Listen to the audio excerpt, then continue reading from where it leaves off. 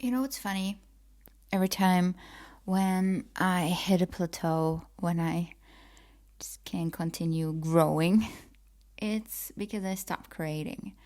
It's because I keep doing same things over and over and over again. And that's when I plateau.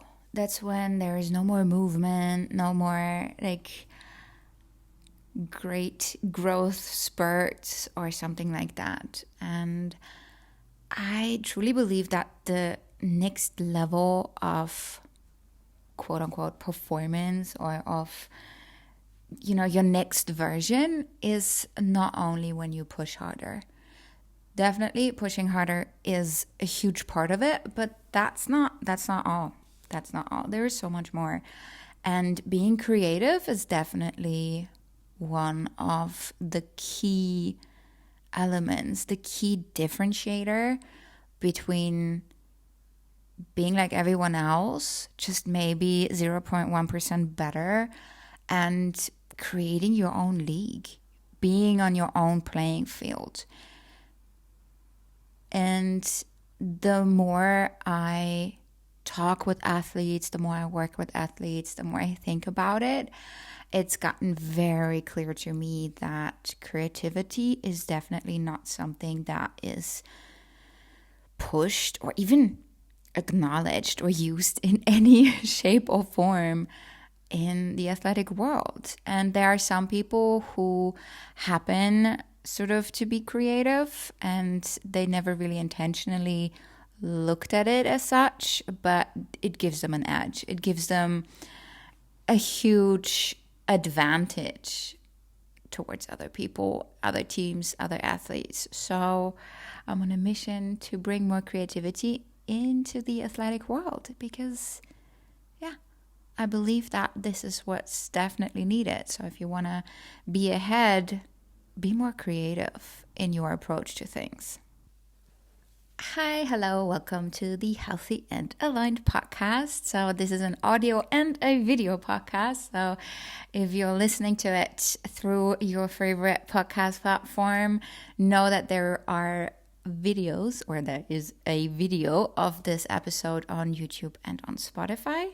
And also, if you're watching me but you prefer to listen to me while you're out on a run or running errands or whatever, know that on your favorite podcast platform you can just listen to the audio version of it.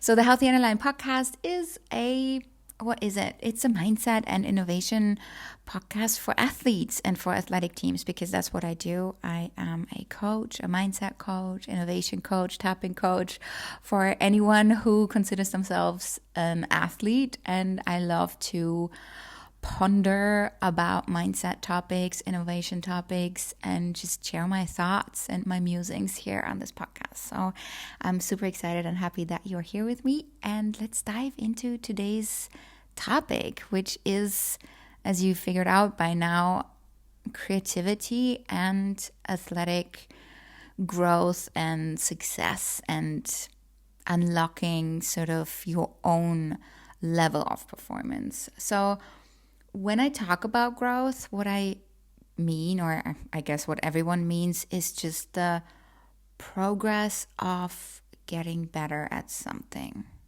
right? We grow by focusing on a specific skill and then we get better at it. And that's how we grow in this skill or in this competence. And we know by now, or if you have listened to my previous episodes, you know that neuroplasticity is a super important thing. And it's basically the way our brain grows, in a way, not physically, but in a way that helps us get better at something. And we activate neuroplasticity, or we use neuroplasticity by repetition. So by doing the same things over and over and over again, we create really strong connections in our brain that make it easier for us, that make us faster, that make us go on autopilot sometimes, like in the best possible way, because we've done it so many times, we don't need to think about it. We could just do it without thinking. And especially in the world of athletics, that, I mean, you know, that's key. Growing your skills through repetition, that's where it's at, right? And that's what everyone is doing as well. That's why you meet everyone in the gym. That's why you have to work out every day. That's why you go over your playbook all the time, over and over and over again, because you want to be so good at it that you don't have to think about it. You want to create those super strong neural pathways in your brain so that when it's game day or competition day, you know what to do. You don't have to think about it, and you can focus on other things that are maybe more important in that moment. So we know that, right? And everyone is doing that, and it is important and it's great, and I don't want to poo-poo it in any shape or form. I'm a big fan of that. I'm a big fan of repetition and consistency and, putting in the hours, putting in the work, for sure. And as I said, everyone is doing that. What nobody is doing is think about creativity. Think about how you can be more creative in your sport and how that can actually set you apart from everyone else. And when I talk about creativity, what I mean is coming up with new solutions, figuring out ways to solve problems in a different way than everyone else. Maybe thinking about your training in a different way, thinking in options, being crazy, being wild, be different, pretty much. That is what creativity allows you. And when we think about the athletic world, to be different is actually a good thing, right? To be different means that they cannot really prepare for you. They study you and they realize there is no pattern, right? Because you keep being different. You keep surprising the opponents. You keep reacting in different ways. And that is such a competitive edge, they don't know what to expect from you. And I think that's awesome. And also it's fun. Let's face it, being creative, coming up with new ways of doing things and, trying out using experiments and, learning from those experiments. It's freaking fun. And it's less boring than doing the same thing over and over and over again, right? So maybe that's also a way to look at it, to spice up your training, to spice up your game day preparations through creativity, just to keep you engaged, to keep you motivated, to increase momentum again. Also, different from working out in the gym or practicing your playbook, creativity is something that you can practice anytime, anywhere, all day long. It's nothing that is restricted to a specific environment or to being around specific people or something like that. It's up to you when you do it. And the beautiful thing is also that you can use that skill in any aspect of your life, right? It's not restricted to your athletic feats or your training or your game days. You can be creative in any area of your life and it will serve you, in any area of your life. So that's a nice byproduct. I feel it's pretty much the same with anything that you do in the athletic field because, when your muscles grow, you are stronger also when you go shopping and you have to carry heavy things, right? Or when you have to run for the bus, you're also faster because you worked on your conditioning and you worked on your explosiveness. It's not limited to your sport, right? It is something that you get for life. And the same applies to creativity. So I think that is definitely a beautiful added benefit to what you do. But how do we do it? How do we practice that skill of creativity in our daily life? And honestly, the simplest way of doing that is to start thinking in options.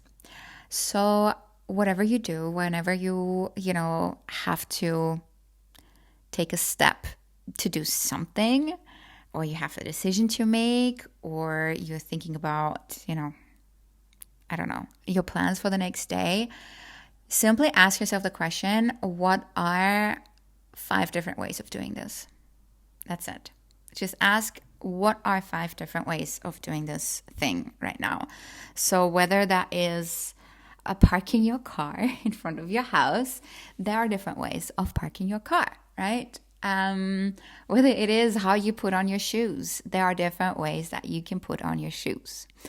And what else? How do you want to, I don't know, cut your bread? How do you want to style your hair? How do you leave the bed in the morning? Like whatever it is, ask yourself the question, what are 5 different ways that I could do this right now? Doesn't mean that you have to do it in those 5 different ways, but it'll show you that there are options, right? Now, our options are feasible. Some are crazy, some are stupid, some will cost way too much time. Some are just, ridiculous.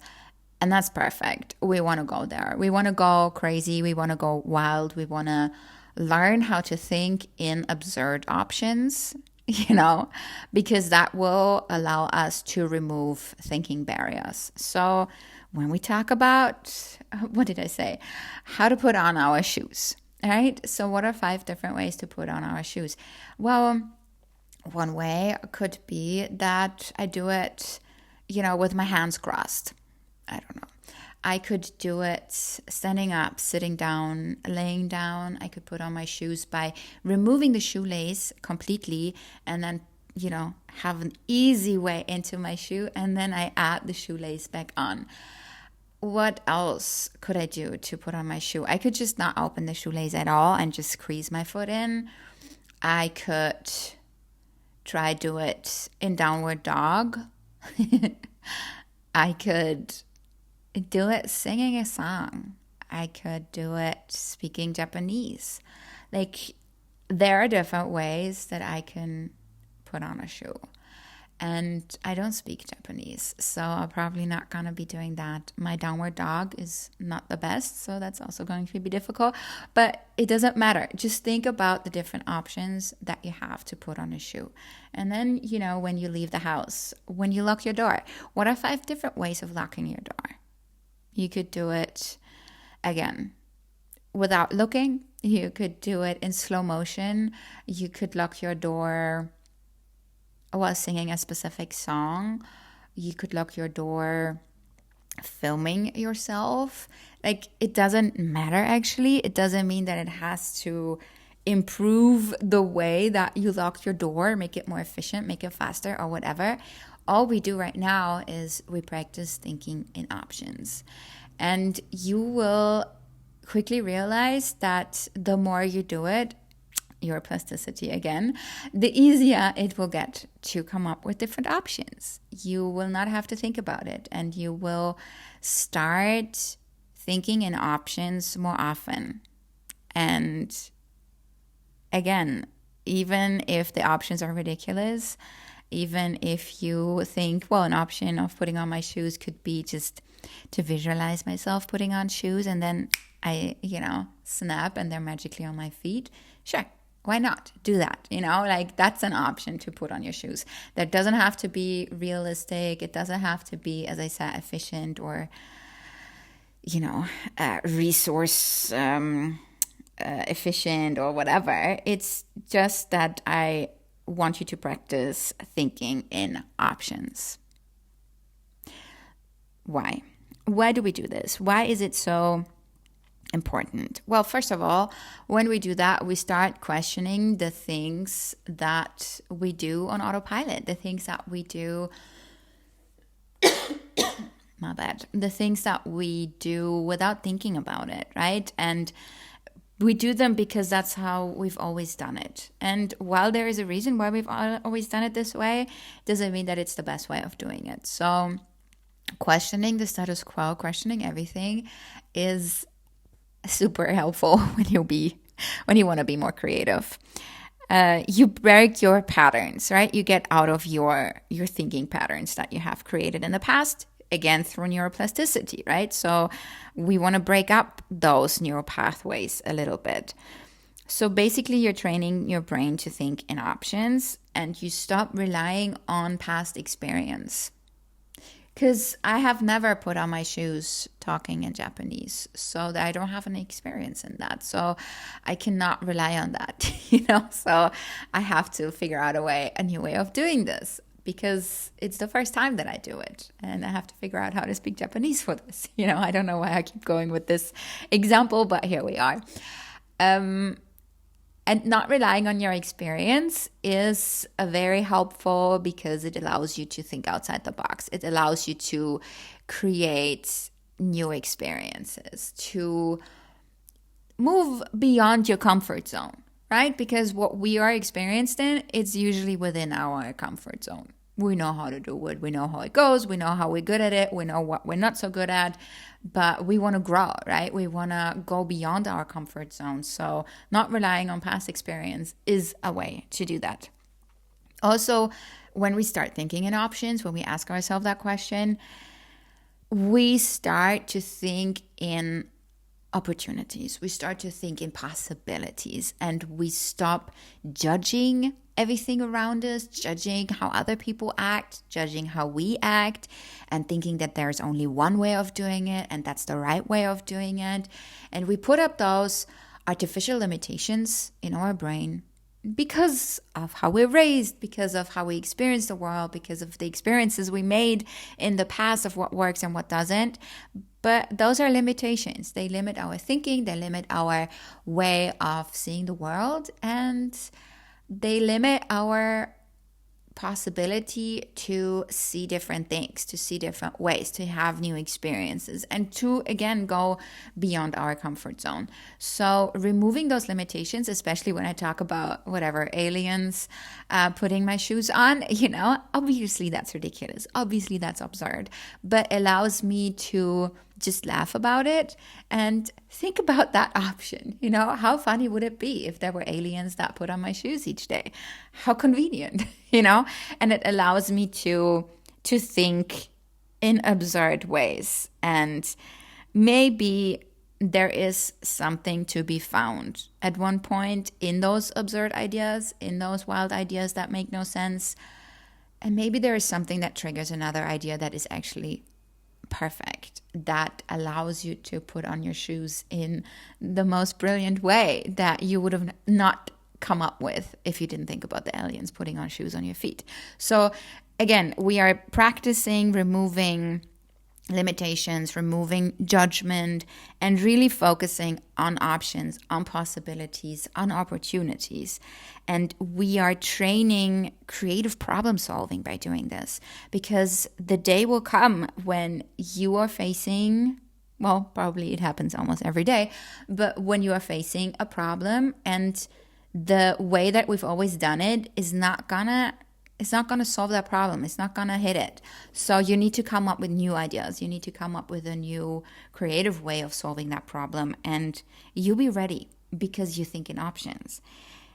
It allows you to, when you do your sport, encounter moments where you immediately know, okay, there are 3 different ways I can do this.